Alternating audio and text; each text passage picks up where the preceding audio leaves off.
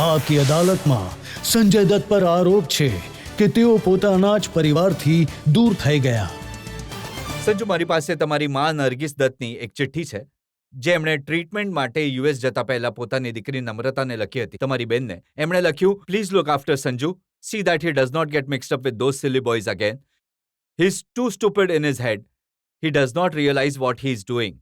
કદાચ માં જાણતી હતી કે એમનો દીકરો કેવો છે. મારા હિસાબે દરેક માં પોતાના દીકરા માટે આવું જ કહેશે કે હી સ્ટુપિડ, હી સિલી.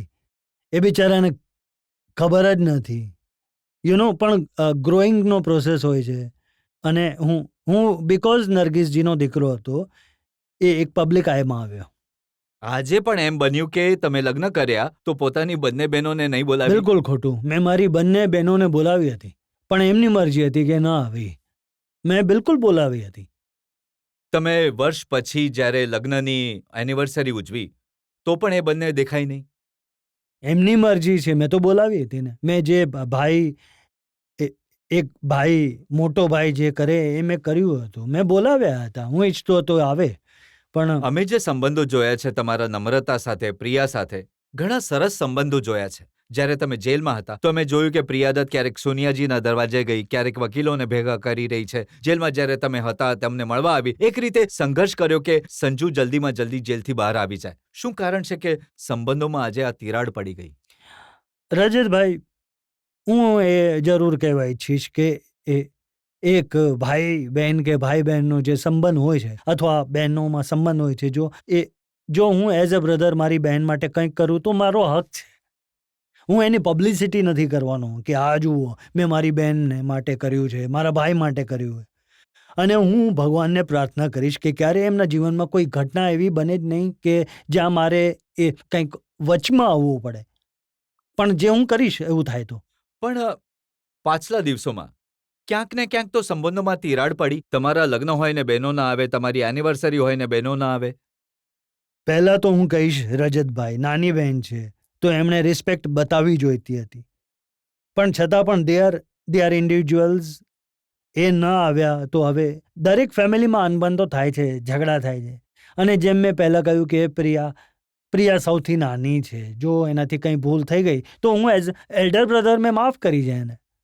આફ્ટર ઓલ એ મારી બહેન છે. તમને એવું નહીં લાગ્યું કે એક જાદુની ઝપી પ્રિયા માટે પણ થઈ જાય અને આખો ઝઘડો પૂરો થઈ જાય? હું ઈચ્છું છું કે એ લોકો આવીને મને જાદુની ઝપ્પી આપે. મને એની જરૂર છે. પણ એ ભૂલ તમારાથી ન થઈ કે તમે મીડિયામાં એવું કહ્યું કે એક જ મિસ્ટર એન્ડ મિસિસ દત્ત છે, એ સંજય દત્ત અને માન્યતા છે? એ સાચી વાત છે. કોણ છે બીજું દત્ત?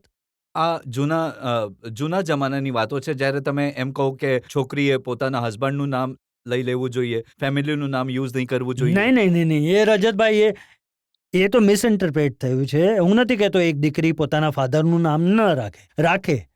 કેમ ન રાખે? પણ જે રીત રિવાજ છે એ તો આ જ છે. આઈ મીન, ઇન્દિરાજીએ, સૌથી મોટી ઇન્દિરા ગાંધીજી, એમના ગાંધી નામ રાખ્યું હતું. નહેરુ રાખી શકતા હતા. તો મેં કોઈ ખોટી વાત નથી કરી. નહીં, પણ તમે નથી ઈચ્છતા કે પ્રિયા દત્ત સાહેબનું નામ વાપરે? બિલકુલ વાપરે. એમની લેગેસીનો ઉપયોગ કરે? બિલકુલ કરે, પણ મારી વાઈફને પણ રિસ્પેક્ટ આપવી જ જોઈએ ને. જો એ મારી વાઈફ છે, હું એને રિસ્પેક્ટ કરું છું, તો હું ઈચ્છીશ કે બીજા પણ એને રિસ્પેક્ટ આપે.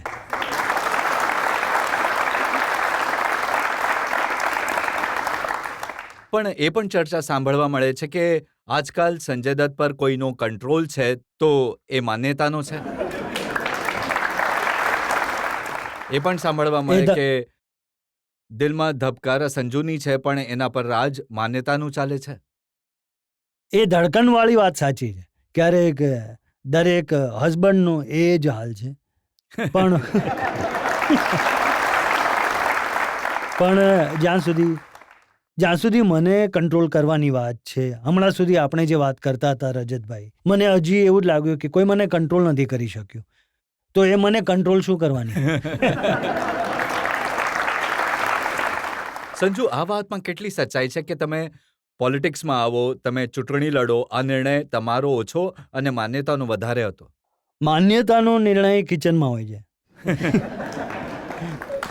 કે આજે બિરયાની બનાવે કે ચિકન બનાવે. પણ રજતભાઈ, આ બિલકુલ મારો નિર્ણય હતો અને બિલકુલ અમરસિંહજીનો પણ હતો. તમારા પર દુઃખોનો પહાડ તમારી આખી ફેમિલી પર આવે, પણ કહેવાય કે દુઃખ અને સુખનો સાથ ચોલીદા મનનો હોય છે. તો તમારી લાઈફમાં એવી કઈ ક્ષણો હતી ખુશીની જે તમને જીવનભર યાદ રહે? અમારી સાથે એ શેર બિલકુલ કરો. છે. હું હવે જણાવું.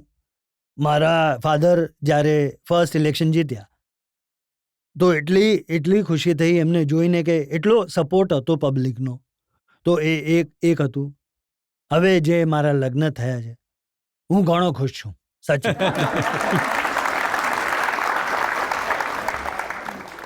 એ સાચું કે લગ્ન ઘણીવાર કર્યા પણ ખુશ આ વખતે છો?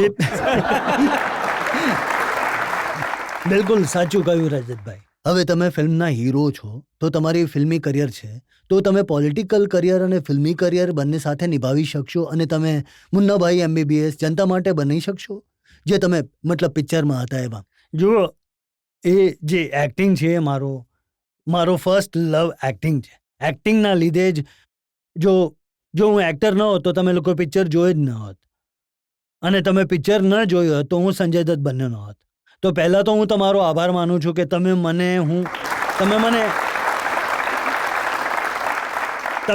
આ છે ને મોટી જવાબદારી છે, જનતાની સેવા અને એક્ટિંગ. અને જેમ મેં કહ્યું રજતભાઈ, હું 50 વર્ષનો થવાનો છું. હવે હું એટલું કામ નથી કરી શકતો, તો પિક્ચર થોડા ઓછા કરી દઈશ અને બેલેન્સ કરવાનો પ્રયત્ન કરીશ.